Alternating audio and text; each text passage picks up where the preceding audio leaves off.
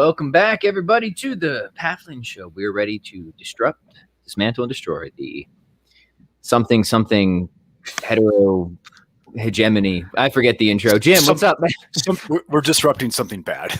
Yeah, we're disrupting some narrative of some kind. Something bad. That's what we do here at the underground revolution that is the Pat Flynn Show. So cheers, everybody. Thanks for tuning in. Great. We're going to just do like a chill Q&A stream. We've got a few kind of topics for general discussion to begin with, and then we'll be taking whatever questions you want to throw at us. So if you are tuning in live, chat box that's where you want to head to. So anything you want to throw away, we will field as we move along here. But let us begin with some of the dull preliminaries, as they say. Jim, how was your training this morning? Did you get workout in? Yeah, I did some snatches with a 28 kilogram and some weighted pull-ups. Pretty chill. I'm going to train tonight on the mat. So what was the structure of that routine? I was doing quick and the dead. I've been on a quick and the dead jag. You know, I like to do a 6-week block of that every now and again. I buy Pavel on that. I think it's good for the old people to do the quick lifts in the right measure. And so it was a die roll. I rolled a 3 today. So that was 3 rounds, one on the left side, one on the right side, back to the left, one more. And then I did my standard 5 sets of 3 on weighted pull-ups. Beautiful. Very beautiful. Cool. In and out, you know, I mean, what was that? That was like a 20-minute, not counting the warm-up. Yeah. And feeling good, ready to do some jiu-jitsu. It was raining, so I skipped the walk today, which is cool, right? I mean, let nature decide what's going to go on, you know? Yeah. Right. Yeah. Let Providence be your guide. Indeed. Yeah, exactly. So I was thinking about this because I did a time training session today where I did, what did I do? I did 15 minutes of, it was all just practice, 15 minutes of pull-ups and dips alternating, 10 minutes of get-ups, 10 minutes of swings, and then 5 minutes of goblet squats. And I was reflecting on this, Jim, and I was reflecting on how certainly my training has changed through the ages, where previously, you know, you're young, you're like super regimented, super precise, like give me the sets and the reps, have every variable tuned in because like you just got to be the best, right? Yeah, You get older and you just start, it becomes less science and more art. Yeah. Or at least it has for me. And I realized this actually kind of parallels a number of the other things that I've pursued in life. Like music is the obvious one. Like when I was young, it was this many hours, I'm doing these scales, these modes, these chords, very regimented, very specific, very precise. And it's just not like that for me anymore now. It's like I'm just going to play for an hour. I'm going to do some improv. I'll practice some passages. And it's become more art than science. And I was thinking like, but you earned your right to do that, though. Yes, that's the key. That's what I was thinking, right? Is that like that's only something that can happen if you do the drills. Right? Like you have to go through that period of being very regimented and precise to really own the chops, do the isolation and the integration and the precision so you can get to the point where you can skillfully improvise. If you start by trying to skillfully improvise, you'll just produce slop. You'll just produce heaps and heaps of slop. Right. So you need to do the more kind of finely tuned stuff for, I would argue, probably a good number of years. Yes. Even if that finely tuned stuff will have very little to do with what you're actually going to do when you get good at this, right? We have to start it with structure. Yes. Yeah. And same thing. A lot of what I do now, even in fitness, is just it's general maintenance. Like I haven't pursued a very spicy fitness goal in a while, but that's okay because Daddy still looks pretty good when he takes his shirt off, right? And what do you want out of this? Yeah, a lot of it's like leftover. Like, but leftovers are okay. And are you cool if we jam on this for a little bit? Oh, please, no. Right. I was listening to this is a great recurring theme of mine in fitness stuff. I was listening to some of my own tunes at the gym because Pat Flynn does that occasionally, right? And I was listening to I should have it geared up. I'm not going to say I've never listened to one of my own podcasts. Right? Yeah, 100%. Right? We all do it. And I was listening to one of the solos. It's a solo for the song "Love and the Glory." I'm like, dang, I'm happy with that. That's good. But I also realized like that's all leftover. Like there's some speedy passages in there, and I think there's passages that people are like, dang, he's like pretty fast on a fretboard, and I am, but like that's leftover in a sense that like I haven't really tried to be a very fast, proficient player in years, but I spent so many years, from age like 14 to early 20s, just with the metronome, being super precise, trying to nail it. And I like, from a technical standpoint, I just can't play like I used to. Like I really can't. Yeah. But because I used to be able to play like that, I can still play better, faster, more precise than the vast majority of even dedicated guitar players, because there's this kind of there's just leftovers, right, from the years of doing the science, that now I can explore more of the art, more of the creative side, even if I've kind of let, I guess, my overall technical ability lag in a sense, but I've grown in other areas. So I don't even know what the picture is I'm trying to develop here, but there's like a kernel of thought here. Merleau-Ponty talks about this in a lot of his phenomenology of the body stuff. And there's a knowledge of the body that you've obtained now. It's in like how to do this is in your body, right? You've done it so much, it's latent, and it can be awakened when you need it, right? And you probably couldn't really say how to do it or anything like that, but it's there, right? And I like what you're getting at too is at a certain, like, you've kind of transcended it. Like you did that. It was a stage you had to be at, but unless you lose it, you have to gain it so you can lose it. And because unless you lose it, you won't get to that creative stage. Right.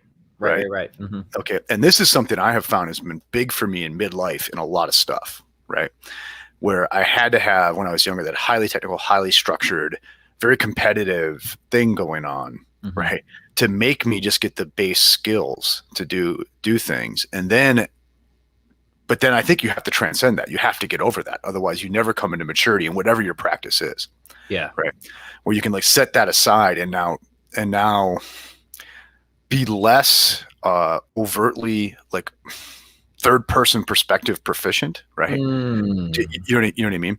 Less worried about impressing, like less worried about doing things on the internet that no one can criticize. Right. Right. And then being able to get to a point where you're beyond caring about that, and you're just trying to get good at it for its own sake. You're trying to become creative with it. You're trying to make it something different. Does that make sense? Yeah. You're trying to really put something valuable or unique or worthwhile out there in a sense. And, you know, same thing with philosophy, right? Like you start out, you do your Euler circles, you do the logic chopping, but at some point it's like, I just want to move a conversation forward. Some sense, right? Or you know, But going back to your music analogy, like, so probably like when, you know, maybe however long ago it was for you, 10 years ago, or, you know, when you were really just tight technically, you could put a video up yourself playing and no one could really criticize what was going on there, right? And I think a lot of times, because when we're younger, we're playing to not be criticized, right? We're playing to win the thing, right? And now you're like, we could, maybe some real expert could find all sorts of little things you're doing wrong, little technical issues here and there, right? But now that you can afford mistakes, that gives you room for creativity in a way, right? I like this. And so I think you have to have a disciplined stage. You absolutely have to have that in everything. And that cannot be over, because so many people skip that. And that's the difference between being an artist and a hack. It's the disciplined stage, right? If you skip the disciplined stage, you're a hack. If you do it, then you have the chance of becoming an artist, right? Mark Rothko studied the Renaissance painters for his entire life before he started painting squares. Okay. That's why Mark Rothko was not a hack. Right. Okay. That's why I couldn't do what he did. Right. Yeah. Good stuff. I couldn't get there the way he got there, and that's the important thing. Okay. Yeah.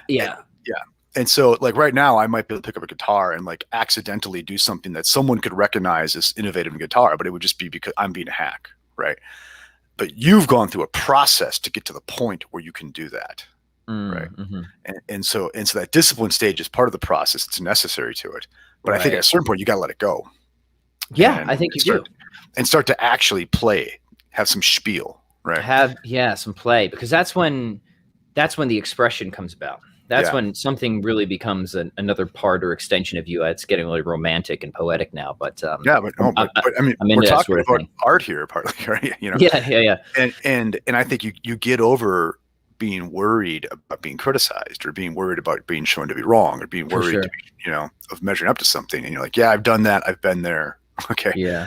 If you want to do that, give me a week and I'll get my chops down. We could do that, but I'm just not interested anymore. Yeah, that's the thing. Like, hey, like literally give me 3 months. I'll put the metronome back on. I'll be as hot as I ever was on the guitar. Like, I'm just not worried about, like, I know, like I've got that in the reserves if I ever need to pull that back out. I just haven't felt the need to do it. Hey guys, I see lots of good questions come in, and we're going to get to that in just a few minutes. Excellent. So, keep flooding the com box with whatever questions you have. We'll pour through those. We're just having some fun, getting warmed up. You know how it is. Yeah. And this is a good warm up, man. Yeah, this is cool. Thanks for entertaining my thought on that. I knew you would have some good insights, and certainly I was not disappointed. Hey, we got a few announcements to make before we start diving into these excellent questions. One's a pretty big one. One's a pretty big cool one. one. It's a big. I think I know where you're going. We got freaking Diamond Dallas Page coming on the Pat Flynn Show Wednesday. That's right, gentle listeners. You heard it. Former world champ professional wrestler Diamond Dallas Page will be sitting in the hot seat with Jim and myself come Wednesday. Excellent. And we're going to talk to him about, how he got super jacked up as a wrestler, and he developed his kind of like own system of yoga to help not just himself, but other people. So that's going to be really fascinating. I'm really looking forward to that. And and I just think what the insights this guy's going to have into lifelong development. Yeah. Like a lot of phases of life have happened for this guy, in terms of fitness and professional and stuff like that. So I'm very interested in picking this guy's brain. It's just, and like, it's funny because it kind of like, I think we were talking about professional wrestling just as, I don't know, an aside on one episode, and somebody's like, you guys should I think somebody said you should get Diamond Dallas on, and I reached out to like his agent, and it's happening. So thanks. This is in part because of you, gentle listeners. So we're gonna have Dallas on. Secondly, let's give a quick shout out to our sponsor. Jim's got their t-shirt on, and Inverted Gear, ladies and gentlemen. There's been a kettlebell shortage. These guys have very, very solid kettlebells, just the right dimensions, everything that you could want in a kettlebell. It's going to feel awesome for swings, cleans, snatches, presses, and best part, they're in stock, and even better, you get 15% off automatically if you use that link right there. So invertedgear.com/discount /PatFlynn15. That's invertedgear.com /discount /PatFlynn15. And they've got a cute little panda logo. They do. Logo. Yeah. So on the kettlebell, stamped like in the print on the kettlebell. Yeah. So if you're tired of like the kettlebells that look like skulls and King Kong and you want something a little contrarian, go for the panda with Inverted Gear. All right. Shall we head to some questions? And by the way, their clubs are awesome. Yeah, so don't just stop with the kettlebells. Check out their clubs. Lots of and t-shirts too. So lots of cool stuff. And of course, it helps keep the light on at the Pat Flynn Show. So exactly. The light. No, we have one. I have one light. Small little selfie light, but it ain't free to keep that thing going. So let's do some questions. All right, guys, keep them in. Jesse says, Pat, I'm running the Giant from Jeff. I've noticed I really enjoy clean and pressing. Would it be cool to run long term, or do I need to add more movements? What's the main benefit of the clean and press? So let me say this: the best person to ask about somebody's program is the person who wrote the program. And I don't know the Giant because I haven't done it. I love Jeff. I'm a fan of Jeff. I think he does great work. So I have nothing but good things to say about him. Generally, Jim, you have done the Giant. So why don't I let you chime in on this first, and then we can maybe talk about the clean and press in general. Yeah, I mean, I ran it for 6 weeks, and I was starting to get too big, right? I know. I know Pat's hating me now. Ooh. Yeah. Even at 47 years old, the slightest any kind of hypertrophy program, I'm just going to start getting huge, right? And Giant really did it. But I mean, what is it? It's relatively high volume, double kettlebell clean and press. I mean, that's about as old school of muscle and strength as you get. I found I was a little jealous recovery-wise in terms, putting it against jiu-jitsu and other stuff, which Jeff tells you that up front. Like, I'm assuming this is all you're doing. Okay. So going to Jesse, talk to Jeff, and by the way, Jeff is very happy to talk to you. I found that guy is very interactive with his people he's working with. But I'll say this, Jesse, is I think you could run that thing a long time and have all your bases covered with it. Because clean and press, it really does everything. Okay. Clean. When you say, what are the main benefits of clean and press? Well, lower body hinge, upper body press, upper back work. There's a little squat in there too, right? Bicep work on the cleans is, I think, an underappreciated thing, right? So what are the benefits of everything? Okay. So if you're looking for something super minimal, and if working out's your main thing, you're looking for something that's not only minimal, but it's like taxing, and that's kind of your place to express your toughness. This is a very good program for that. Yeah. I'm practicing the eyebrow, Jim. Yeah. Nice. Yeah. Gentle listeners, by the way, do us a favor, hit like. Yes. And love and share and all that. Exactly. So I've often said that the clean and press is it's my great kettlebell love, right? It checks so many boxes. You get the explosive lower body hinge, you get the grinding upper body push, you get core, you get biceps, you get the posterior chain, you get the anterior chain. It's just a money exercise. yeah, you know, like, could you or should you do something else at some point? I think so. I mean, I think you could you could kind of cushion that with just some good warm up mobility routines, like, you know, do like 5 to 10 minutes of light get ups at the beginning, do some hanging, do some like goblet squats, pry the hips open, just get a little deeper into that. Do a lot of walking on the side. I'm not talking about the giant itself. That's its own prescription. I'm just saying, like, if you're going to center something around the clean and press, where might you want to fill some gaps? I think there's just some easy ways to do that with get ups, goblet squats, hanging and walking. Certainly, like pull-ups would be a nice addition there too. Yeah. But now we're becoming additionists rather than minimalists. Yeah. Somebody used that term the other day. Like, Pat, I'm sorry, I'm an additionist. I'm like, we all have that temptation, right? But I'm a summer.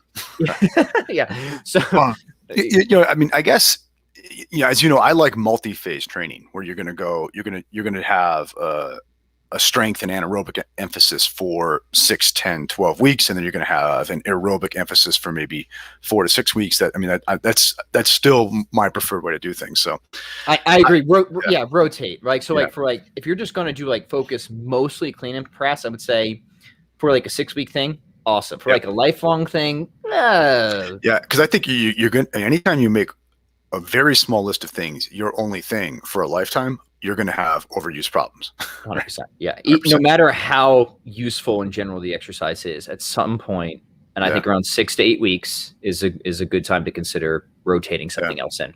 Yeah. So you know, run that for 6 weeks and then take 2 weeks where you just jog. Right. Run that for, you know.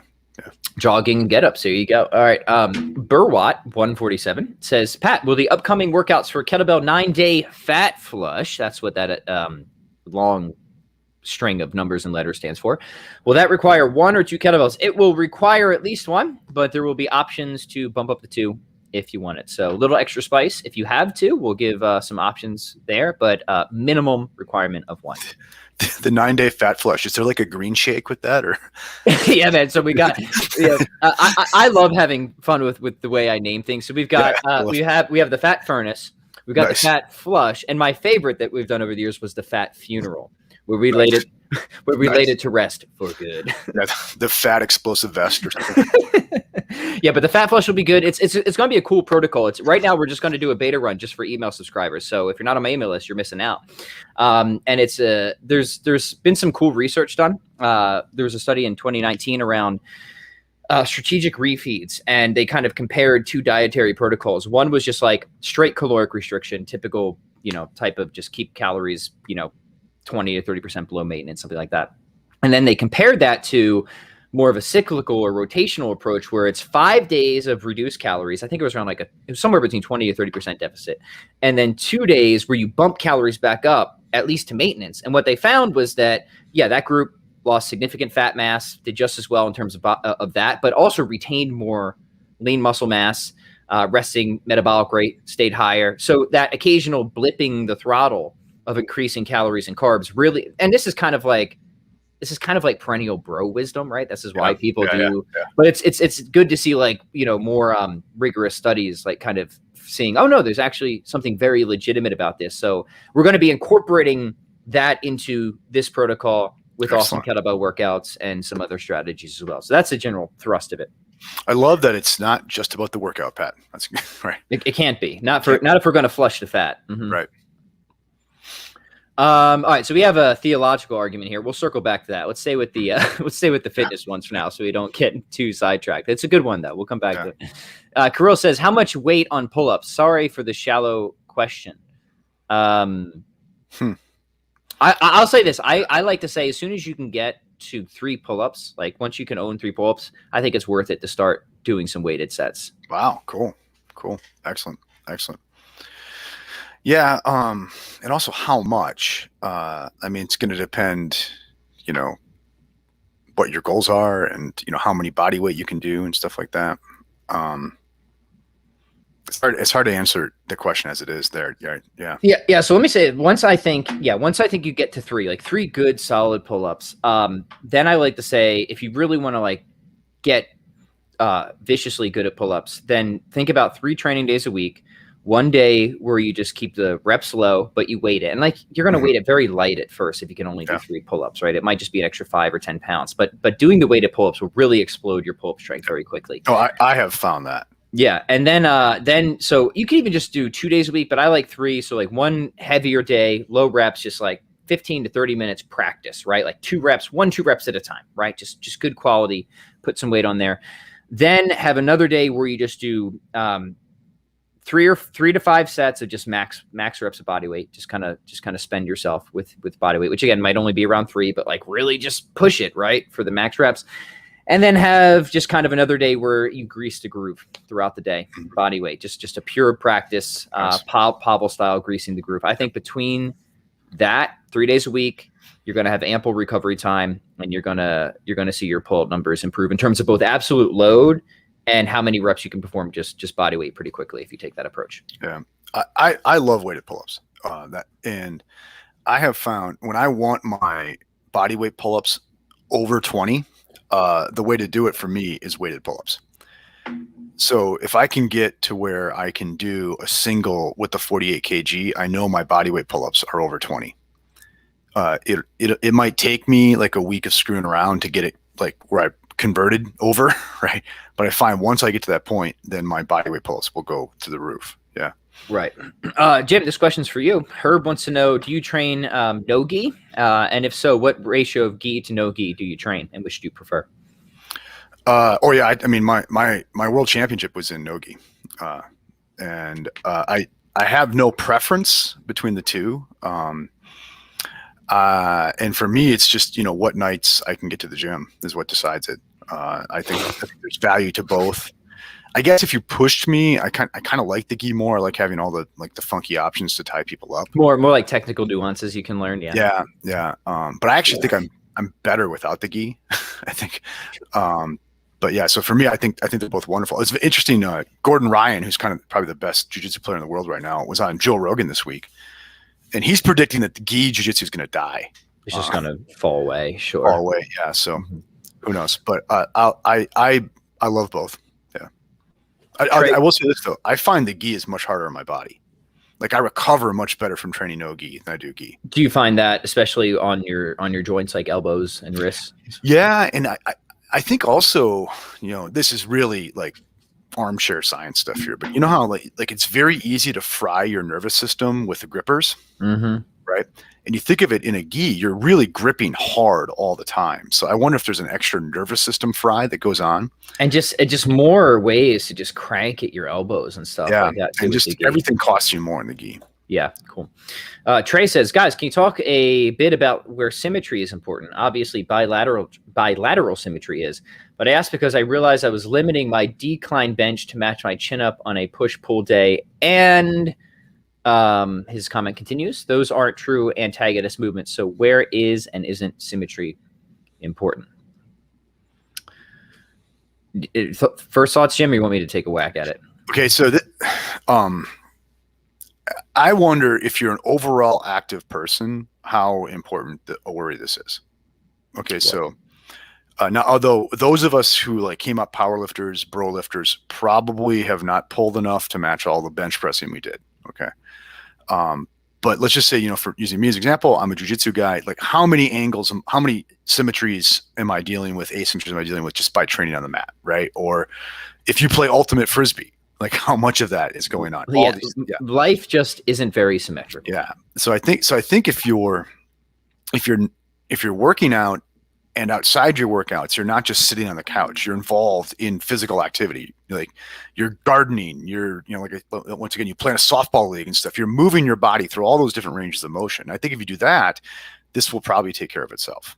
Right. Yeah. If you're not doing that, then I think, you got to start looking at how you're balancing everything out in the gym. Yeah, I think if there's obvious gaps or deficiencies in general, you want to address those, right? Like if you do some type of screen and something comes up, like you're really weak here, or this is really raising your injury risk there. So, you just need to, like if you got the vulture posture, right? Like something's, we need to take care of that. Generally what's conventional wisdom, you should expect around a 10 to 15% strength differential in your dominant side and non-dominant side. Like if it starts getting kind of far beyond that, maybe you kind of want to address it. But it's an interesting thing in as much as that they have found, and this is true even in my own experience, that just training one side does carry over to another side. Yeah. Your body will compensate that. Not perfectly, but it does carry over. So like if you just train like one side, you will see your other side get stronger as well. Don't do that normally, right? But it does. It's like the old 20 rep squat programs, where the guys would just do 20 rep squats for 6 weeks and their pecs would get huge, right? Yeah. And of course, there's hormonal stuff going on there, but the body is going to like, hey, we can get bigger because our legs are bigger. Let's do that, right? Yeah. No. Let me say this, right? Is that I think it's important, especially if you want to be a generalist and you want fitness to be health promoting and you're not just trying to win certain competitions, that if you can press like a very impressive amount of weight, but you can't do a pull up, we do have an issue. Yeah. We're not saying you can't go wrong in this, right? Yeah. And I do try to make sure that my pulls far exceed my pushes, because I just spent so much time in my youth overdoing the bench press and the overhead press and all that. And I count in my pulls all the mace and club stuff that I'm doing overhead and around. Yeah, right? That makes sense. And so now I'm probably like, God, I'm like 3-to-1 pull the push. Which is not, I mean, sometimes again, some perennial advice here is if you do have an asymmetry, which most people do, go at least 2-to-1. Pull to push for a while. And I think that's solid advice, especially because like just most of us most of the time are sitting in this vulture like posture that we would really benefit generally just from doing lots of more pulls, horizontal rows, face pulls, pull-ups, chin-ups, just banded rows. Just get a lot of that stuff in. It's going to be good for you, even if you're not worrying about like being perfectly symmetrical, which I don't think is ever going to happen anyways. Most people, most of the time, will benefit by adding more pulling into their work. We can definitely leave it at that. And Pat, as you know, I've been on this big Turkish Get Up jag lately, right? And I've been noticing how much upper back kind of pulling motion is going on in keeping that thing stable. When you're in that kind of windmill position, right? So, what's the Turkish Get Up? Is that a push or a pull? Yes, right. Dan John puts it under loaded carry. Yeah, exactly. It's this weird thing that's just hard to classify, but you're absolutely right. You just feel all the girdle and the back fire up and activate with the get up. It's just such a good exercise. All right, let's keep going, guys. Good questions. Keep them coming. We're gonna storm through as many as we can. Sorry, I have to scroll back up. Jim, next question again is for you. How often do you train BJJ, and what is a good amount of time to train per week? I will train BJJ as many times a week as I can that my schedule permits. And for instance, this week, we've got one of my sons is home on leave. I've got 2 kids on a track team, 2 kids on a soccer team, 2 kids on 1 kid on a swim team. And, I still kind of have to go to work. We're not quite done with finals yet. So, it'll be less this week, but then next week I'll probably train 6 days. Right. It just depends for me. And so I like, this kind of alludes to something we said earlier is I'm not a big planned day off guy. Okay. But I'm also big on, hey, if the universe has spoken that I can't train today, that's probably good. Right. So tomorrow I'm not going to be able to train just because of the way my schedule is going to work out. Sure. And that's great. That's an imposed day off, and it's probably good for grandpa to have that day off, right? Okay, so I will train as much as I can. Okay, now, what do you mean by training too? I mean, so you can go to a jiu-jitsu gym like this is like any other sport, and you could do almost nothing physically, okay, but still benefit a great deal mentally. Or you could go in there and you could do tough rounds for 2 hours, right, and leave in a wheelchair, right? Okay, I mean, so I'm how hard I train can vary from how I feel, who else is at the gym, the mood my coach is in, all that stuff, right? So I think with jiu-jitsu, there's very little way to program it, right? At least in my experience, to program how often I train, how much I train. There's so many variables. There's the issue of when you can get to the gym, when you can't get to the gym. There's training partners, the whim of your coach. All these things have something going on, right? Or you might walk in and there's some really tough dude visiting. It's your belt rank, and like, this is a great test for you today. Guess what? You're not allowed to have an off day today, Jim. Yeah, you're up. Mm-hmm. You're up, right? This is good for you, right? So I think with all of that stuff, and this is like a very jiu-jitsu thing, I think you got to let go of the planning and just when I can get there, I'm gonna get on the mat. Yeah. And I'm gonna do what I can. Yeah. Good. Lucas says, I just finished Dan John's 10,000 swing challenge for the month of April. I'm wanting to tackle your very own Prometheus protocol starting today.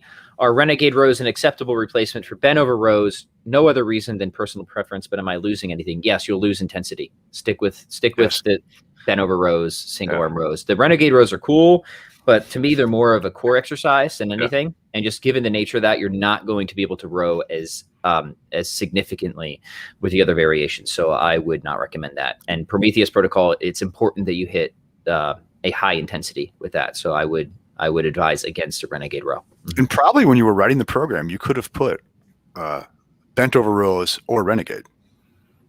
I could have, sure. Yeah, I could have, but I didn't.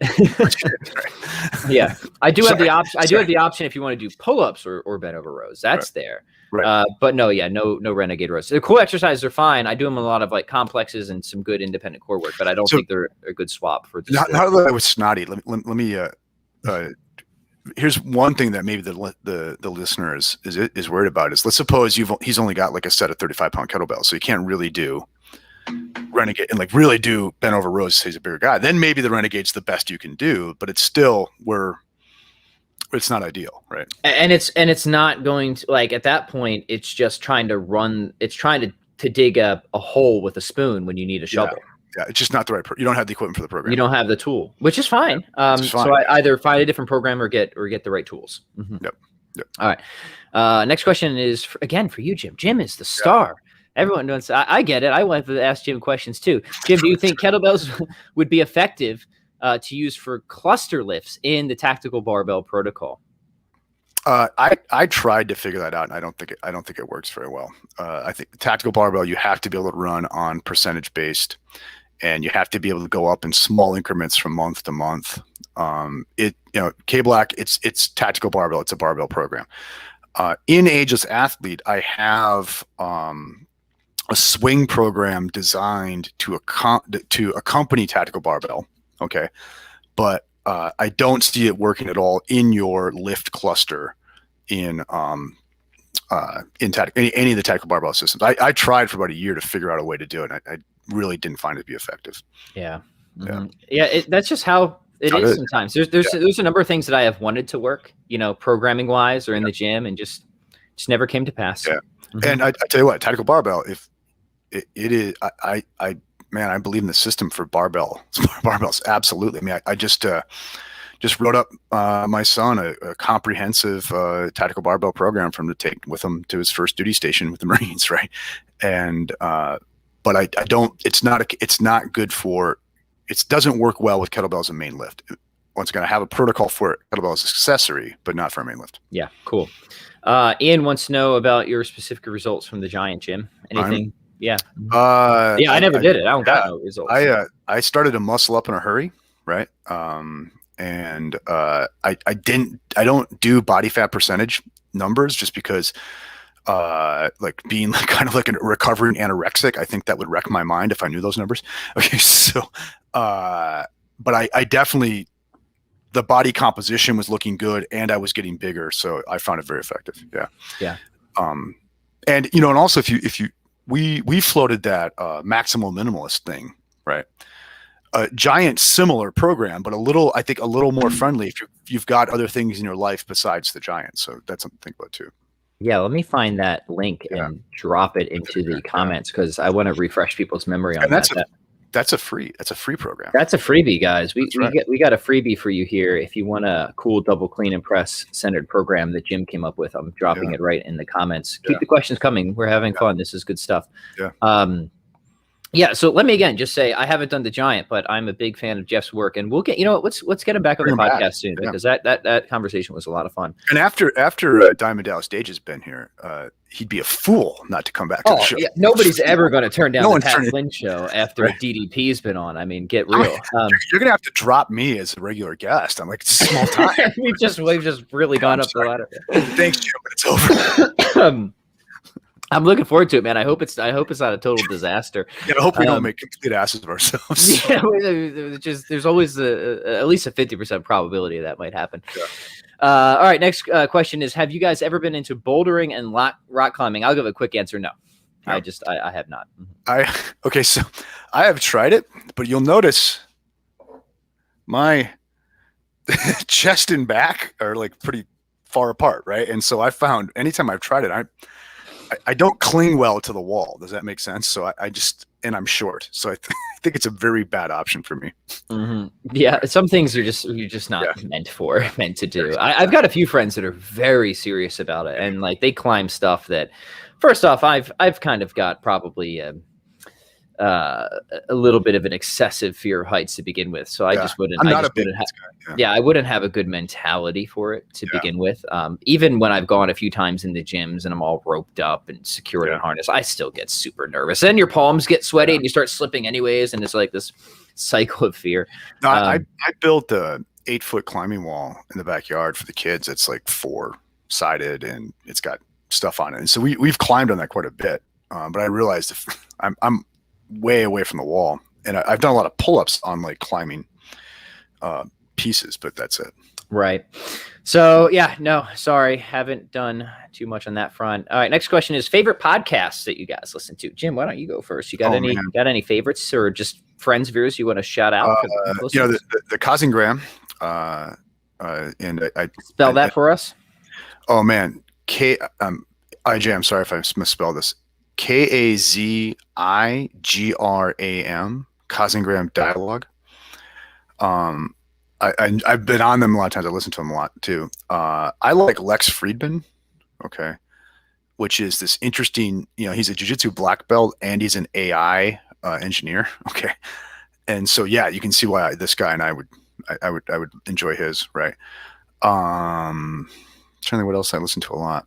Those are my two go-tos. The Pat Flynn Show? The Pat Flynn Show, of course, right? To your own episode. I listen to Rogan, but I mean, who doesn't? That's like, once again, that doesn't count as a pick. I catch Rogan clips occasionally. I don't. He's not. The truth is I just don't listen to a lot of podcasts because I don't. Busy podcasting. Yeah, I'm busy podcasting, and I don't have like a commute or anything. So any regular time that I would have to tune into something like that, it just doesn't exist in my life. So if I'm going to listen to something, it has to be something like I'm really interested in, and I have to like block out the time to do it, right?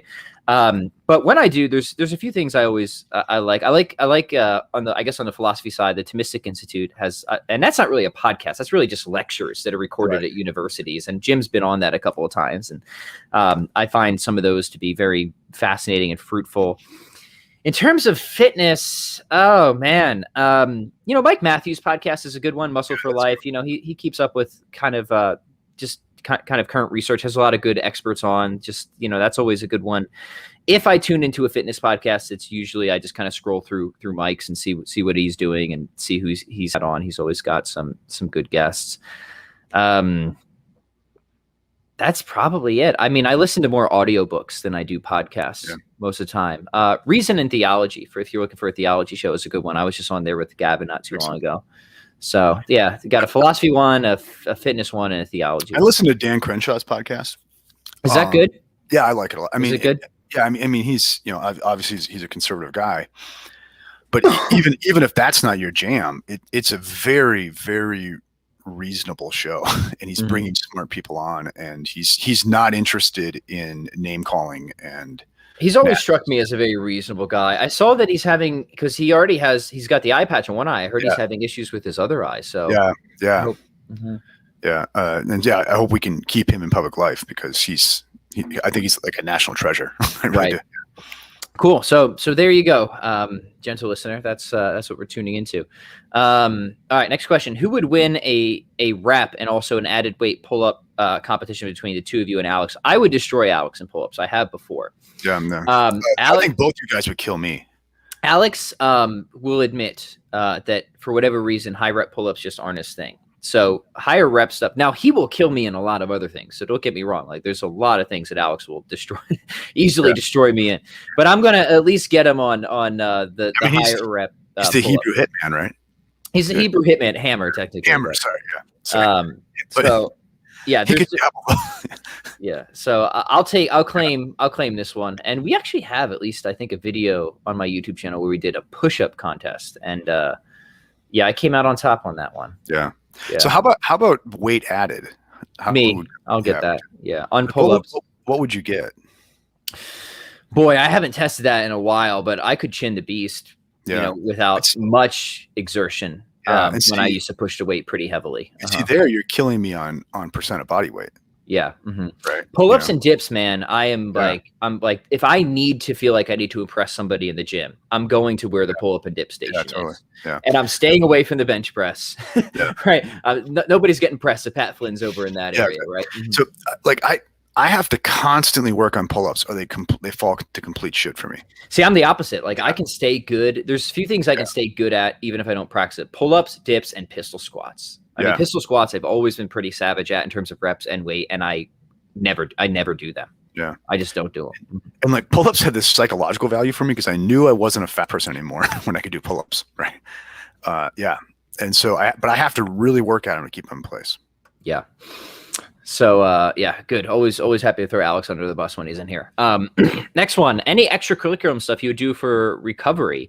Cold water exposure, saunas, yoga. And the next question is thoughts on yoga. I don't do yoga. I do koga, and that is light stretching with kettlebells. Nice. No, I like that. Koga. I do yoga every morning. I foam roll and do yoga every morning, and I foam roll before bed, especially if I've been training. And I've started to do the cold shower thing. How do you find it? I'm liking it. I mean, I don't know what it's doing recovery wise and stuff, but just mentally, I really like the idea. So what I do is I go in, I turn the water on, and I set a timer for a minute, and I go in and I get control of my breath. Okay, and once the timer goes off, I try to, can I do 5 more controlled breaths? And then can I get 10 more controlled breaths? And I think my best so far is 15 controlled breaths after the timer's gone off. Right. That's pretty good. Yeah. And I'm finding like just from a meditative thing going on here, I'm happy with what's going on. Like mentally, it seems to really do something for me. Yeah. And they say there's a hormone thing to it. I'm kind of like Sisson says, we're constantly preparing for a winter that doesn't come because we never get cold. Right. That seems plausible to me. And so I've been doing a cold shower now for probably about a month, maybe 4 or 5 times a week. Yeah. I do the cold finish every now and then, which is I luxuriate in the hot shower and then sometimes, and I cold it out. Yeah. I tell you, the first time I did it, I thought I was going to pass out. I went about like 30 seconds, and I thought I was having a stroke. Right? It's intense, especially if you make it really cold and you get it on the back of your head and neck. Yeah, exactly. And that's where I sit it. Right. Okay. Yeah. Now, and for a martial artist, the ability to not lose your shit when you want to lose your shit is an important thing.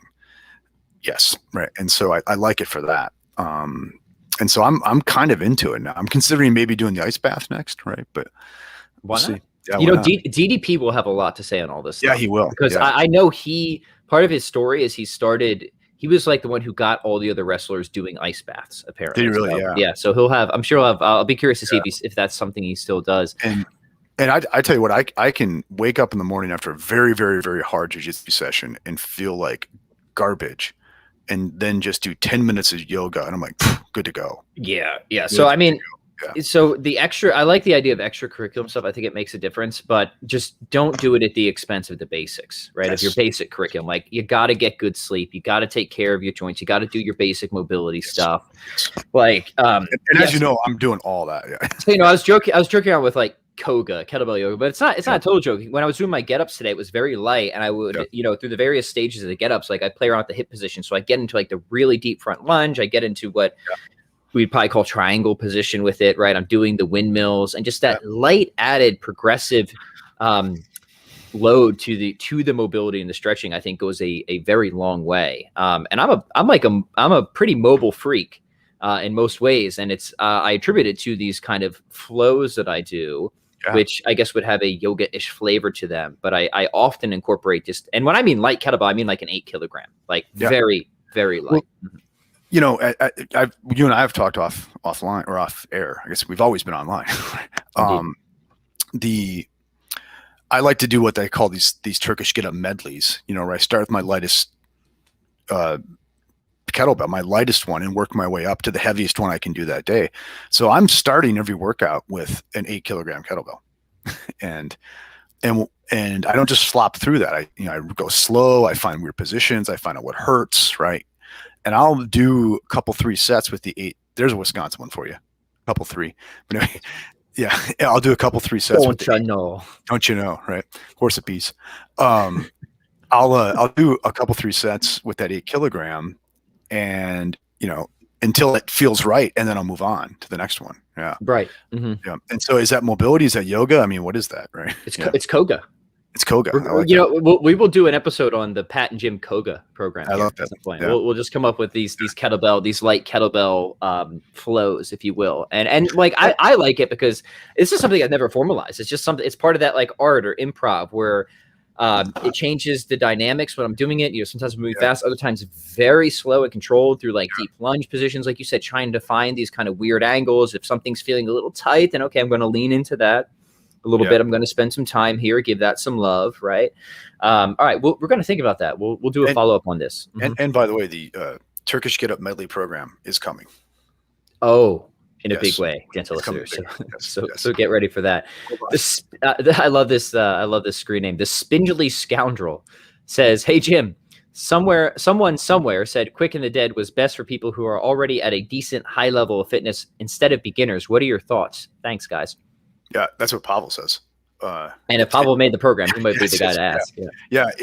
He just like, if you want to start, either do one of our programs or do Simple and Sinister, and then once you're pretty proficient, then because you have to be able to do the lifts for absolute explosiveness, and before you can safely do that, you got to be pretty darn good at kettlebells. Right? I think you got to be a kettlebell purple belt before you do Quick and the Dead. Cool. Yeah. So don't start there. You start snatching when you're throwing the bell down, right? You better be good. Yeah. Yeah. Kirill, I think this is a follow-up comment. He says, I did weighted chin-ups and pull-ups with my son. With my son as the weight. Oh, you're using your son as the weight. Now he's close to 100 pounds and it starts to be tough. Yeah, I bet it does, man. 100 pounds is that's something to sneeze at. So good for you. Yeah. With someone around your neck, 100 pounds on your neck. Right? Yeah.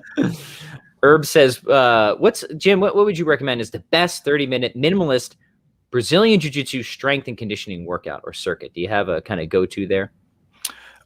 Conditioning, roll more rounds. Roll more rounds, drill more on the mat. Okay. Drill takedowns, that will get your breath up. Okay. That's or just roll. Okay. Strength, I really think for a grappler, your go-to is Turkish get-ups and weighted pull-ups. Awesome. Yeah, and just easy strength those. All right. Kirill says he loves club bells. Why do you do them? I just find it meditative and purifying. So yeah, Jim, why do you like the clubs? Yeah, similar reasons. It's a skill. I really like the skill aspect to it. It was something I had never done before. And so it was a new thing, for me after training for like 35 years, it was something new I could do. I find all of that over the head around work is really good for my shoulder, especially for a jiu-jitsu guy who's got to be able to get cranked down all the time. I find a lot of days when I'm not feeling the love to say, do heavy get-ups or heavy pull-ups or something like that. Just taking a mace and screwing around with it can really get me going, and then I can actually get something in that day. And there's something, kind of like aesthetically cool about swinging weapons around, right? Right. And I get a lot of questions like, what kind of sets and reps do I do for clubs and maces? And I put on like the Tool Fear and Conium album and I swing it around, right? That's what I do. Yeah. That's it. Yeah. Just super tribal. I love it. Yeah. Saul says, is Jim the same Dr. James Madden I've heard many times on the Thomistic Institute defending the soul and the mind? If so, I failed miserably in my mental portrait. First off, yes, this is the same. Yes, this is one and the same. Yes.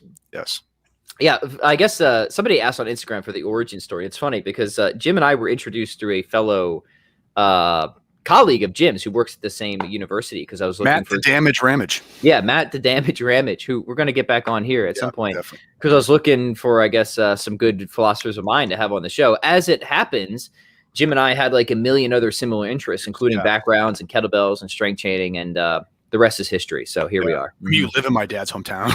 Yeah, just like this was fated, dude. Yeah. Indeed. Yeah, no, but I get the you don't look like a professor quite a bit.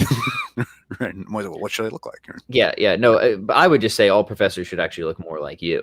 Right. Where's the platonic ideal of the professor these days? You know. What did Plato mean? It was a nickname for having broad shoulders because he was a grappler. Right. Raju says, hi, Pat and Jim. Hey, Raju, how are you? His question is, I kind of hate the double kettlebell front squat. Would double rack lunges and step ups make up for some strength and size? Let me offer this. If you really hate the front squat, and I get people have their hate exercises, instead of the lunge and the step up, consider the Bulgarian split squat. Yes. And probably not from the rack, probably from the farmer carry is where you're going to get most of the benefit from that. Yeah. Joe DeFranco did some really cool stuff in his later programming with the Bulgarian split squat. And I liked that when I was kind of coming out of powerlifting, trying to put my body back together, because it lowered the weight quite a bit and made me hit some really cool ranges of motion. So you might, if you're looking for some tips on how to program that, he even uses kettlebells or dumbbells in some of it. You might check out DeFranco's stuff. Yeah, he's got good stuff. Stefan says, when will Swing Other Thing come out? You said by Easter. It came out, brother. You missed a train. It's there. Yeah. Did he miss the sale? I forget, was that made available for Strong On members? I forget what we did with that, but it should be an email, especially if you were supposed to get it and you did it, then that's all means, if you ordered it and you didn't get it. Then definitely hit me up. We'll make sure you get taken care of, but it is out. So sometimes, but here's the deal, right? So sometimes I might like announce something on a public platform, but if you want like the best of what Pat Flynn has to offer, you have to be on my email list, because that's where the programs are offered and the beta groups and all this stuff. So sometimes people might hear something on a podcast and then never hear a follow-up because they aren't on the email list. So get on the list. So maybe you aren't on the email list and that's why you missed it. So if you aren't on the email list, then you can join it, and you should, by going to 101kettlebellworkouts.com, because you'll get a big fat PDF of 101 of Pat Flynn's choicest kettlebell workouts. How many was that? It is 101 kettlebellworkouts.com. Yeah. That's a lot. Yeah, it is. And it's just, and we just updated it for 2021. So we've got, I think 30 new workouts in there. So every year we kind of prune it. We take some old ones out. We put some new ones in. You keep it at 101. We keep it at 101, baby. That's the magic number. 100 would be too few. 102 would be too many. So we got 101. See, I'm coming out with 102. Dang it. It's like that's what drove 8-minute abs out of business. Somebody went 7 minutes, then somebody went 6 minutes, and it's just like, it's just kind of a race to the bottom. And then Tabata came along, it was all over. It was all over. Right? Do you remember the 8-minute abs things from yes. the 90s? Yeah, those things were sweet. My mom used to have that tape, man. It was pretty brutal. All right, Jesse says, thanks for the answer. Getting huge is all I needed to hear. I guess he's talking about the Giant program. He says, I was big on Wendler's 531, so I'd love to get huge from this program. Well, it sounds like that program will serve you well, Jesse. So good luck with that. And really, if you're going to use it there, you should spell huge, H-O-O-G-E. Huge. Right? That's how Wendler would want you to spell it. Yeah. Good stuff, guys. We'll take one or two more here. The hour is coming up. Mustaki said, I came here late. Are you having GDP on for an interview? That is the scheduled plan, my friend. So as long as Providence keeps its course, that will be happening. The interview will be happening on Wednesday. So yeah. Hopefully we don't embarrass ourselves in the presence of one of the finest professional wrestlers of all time. Of all time. Yeah. I've been doing research, Jim, and watching a lot of DDP's old matches. My two youngest sons and I have been looking at some DDP. Yeah. Yeah. He was such an iconic dude. Yeah, and, it's an exciting thing for me because like I grew up at the height of that 90s wrestling craze and I was super into it. And DDP was like right at the top of that. So like, he's just like this figure of nostalgia for me in that respect. But it's also cool because he's like so into the fitness world and with, helping people recover from prior injuries and just take charge of their life from a fitness perspective. So it's a good match. I think it will be. That is. All right. Let's see if we can get one or two more in here. Pete says, I'm a 34-year-old male. I'm overweight, not terribly. I sit down all day and I need to get back in shape. Best advice for starting. In the past, I've gotten started, but gotten discouraged and given up. Jim, what do we have for our friend Pete here? Okay. I don't think at this point, I don't think it really matters what you do as long as it's happy and it's consistent. Okay. So it's got to be simple. It's got to be simple. As Pat puts it, low cost of entry. Okay. Honestly, just a 30-minute jog, like 5 mornings a week but in the morning, get it up, do it, right? Get the habit, just get something that you can build a habit on right now. And, I guarantee you, if you just do that, if you just get a 30-minute jog in, 5 times a week in a month, you'll see improvement in your body without a doubt. Right. No doubt. And then from there, once that's an absolute habit that's locked in, then we can start playing with more and more and more stuff, diet and more variables, but just basic human activity, jog, swim, something, just whatever your jam is, whatever you could stick to like almost every day, just do that. Yeah. I always, just to build on that, 2 simple things, right? 2 simple habits, low barrier to entry, make a big difference, daily activity, more protein. Yeah. Start there, get more protein in and do some form of daily activity. Like Jim said, it could be a jog, could be a swim, could be a walk. Walk is a great start. Could be kettlebell swings if you have a kettlebell. Yeah. Some form of daily act, and you could mix it up. Doesn't have to be the same thing every day, but the habit has to be there. As Jim said, the consistency and get more protein in, and I think the easiest way to do that is just start sucking down those protein shakes. Yeah. I mean, at least if you're eating protein, you're not eating Cheetos, right? Yeah. And it's something I talk about in Ageless Athlete a whole lot is you got to get to the point where there's not a question of whether you're going to work out today any more than there's a question that you're going to brush your teeth. Right. It's not a question whether I'm going to work out. I need an excuse not to do it now. I don't need an excuse to do it. Right. And that day will come. That day will come. Right. And it's going to suck for a while till you get to that day, but that day comes faster than you think too. Mm-hmm. Right. Right. Mm-hmm. All right, let's finish with this because it's just the next one. And oh no, sorry, I skipped one. Herb says, please reach out to Steve Maxwell for a podcast. I rarely reach out to people if they're below the level of DDP. So let me.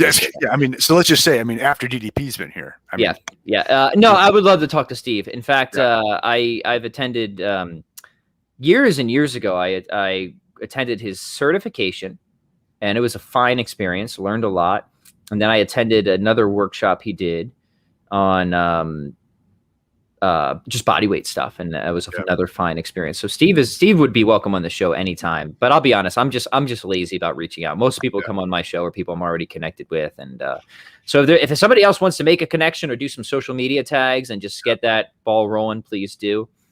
I would love to talk because I followed this up on after conversation you and I had about Steve, that he actually did seem to start jiu-jitsu about the age I did, and won his first worlds about the age that I did, right? And so who was right, me or you? You were. I thought he was like a lifetimer. Mark it down. Yeah, exactly. It's rare. It's rare. Again. Yeah. I think he won his first big one as like a purple belt, and I did it as an advanced blue belt. Yeah, very interesting. Yeah, so there's an interesting symmetry there. So.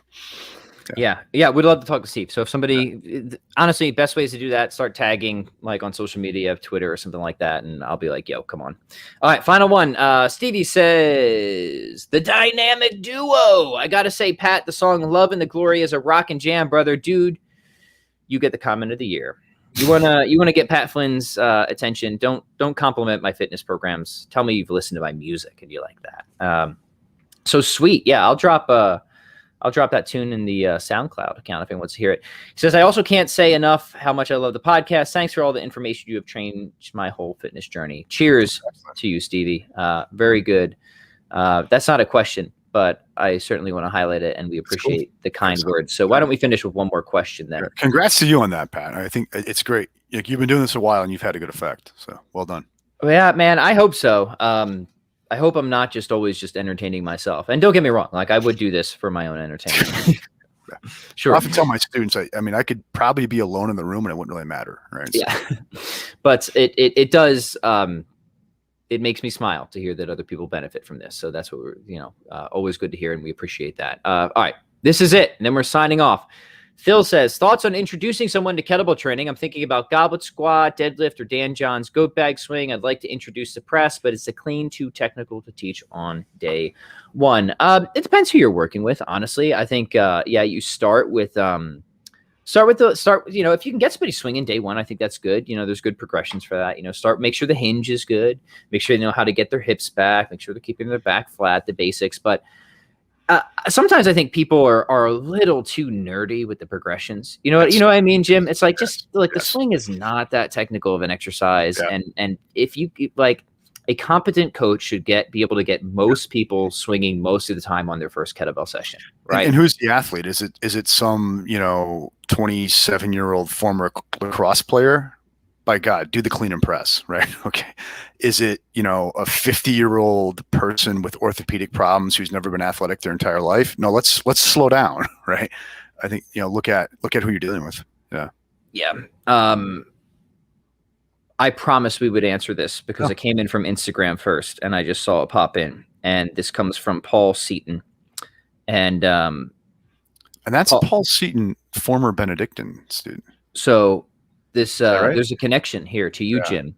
And I apologize because I did tell people that who emailed and sent Instagram questions I would try to get some of those in on this episode, but time has flown by. But we're going to take care of you at least, Paul. We could do another Q&A later this week too, I bet. Yeah. We'll squeeze in another Q&A. Guys, we love this. Thank you for all the great Q&A questions. Q&A is fun. I love it because then we don't have to prepare any content in advance. So it's a win-win. Hopefully we serve you guys and you give us good stuff to talk about. So it would be easy to overestimate the amount of prep. All right.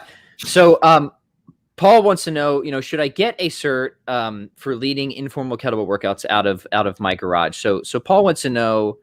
In fact, Paul, I have your original message on Instagram. Let me read that for more context. He says, Pat, I hope you're well. I was introduced to you by a friend, former student of Jim Madden's, about a month ago, and have been devouring your content ever since. I also attended Benedictine, but I'm kicking myself for never taking a class with Madden. Well, there are others who would congratulate you on that. You win some, you lose some. He says, I've been inspired to build out my garage gym with several kettlebell sets. The inverted gear discounts have been clutch. Shout out to the sponsor. Thank you for checking that out. And I'm going to start hosting a kettlebell-based men's workout group 2 to 3 times a week out of that space. That said, I feel I should get some sort of basic kettlebell certification before starting and leading the said group. What are your recommendations in terms of a cert? So, Jim, I know you had a lot of thoughts on this initially. Guys, we're going to do a full episode dedicated on how to think about certifications as a fitness professional, but let's just get maybe a brief starting response out. Think about getting the man out of your life. Is really that's really what that's going to go. But let's not. I don't have a certification. Okay, and as you know, I feel a little bit, but I get it might depend on how much leading you're doing in this workout, right? And I would encourage you to kind of minimize that and just say, hey, you're going to get together with your buddies, and you all are going to figure out how to do this together, right? You know what I mean? And it's not that complicated, right? And moreover, I would say, read the books. Like there's tons of cheap books on this stuff out there. You've got a college degree. You know how to read, right? I hope. Okay. It could go either way having gone to Benedictine, but read the books. Become a scholar of this stuff. And I think you'll pick it up and you'll be able to share this with other people. I wouldn't start charging for it maybe. Okay. Right. Okay. And all that. And there's liability issues, but you don't need a certification to get together with your buddies and figure out the art of kettlebell use. Does that make sense? Yeah, no. So I've got a million thoughts on this, and it's something that people reach out to me all the time. Young people, they're like, Pat, I kind of want to do what you do. And I'm thinking about majoring in kinesiology. The first thing I say is never major in kinesiology. Go major. Go major in physics. Go major in chemistry, because if you want to train people in some capacity, get the harder, more technical degree, and then you can get the other side credentials if you want to do that, right? I think if you're going to dole out all the money for an and this is a general point, right, of going to educations that are really institutional educational systems that are really just by and large an enormous ripoff right now, you better get your freaking money's worth, right? Get the most serious degree that you learn from the smartest people available there. Yeah.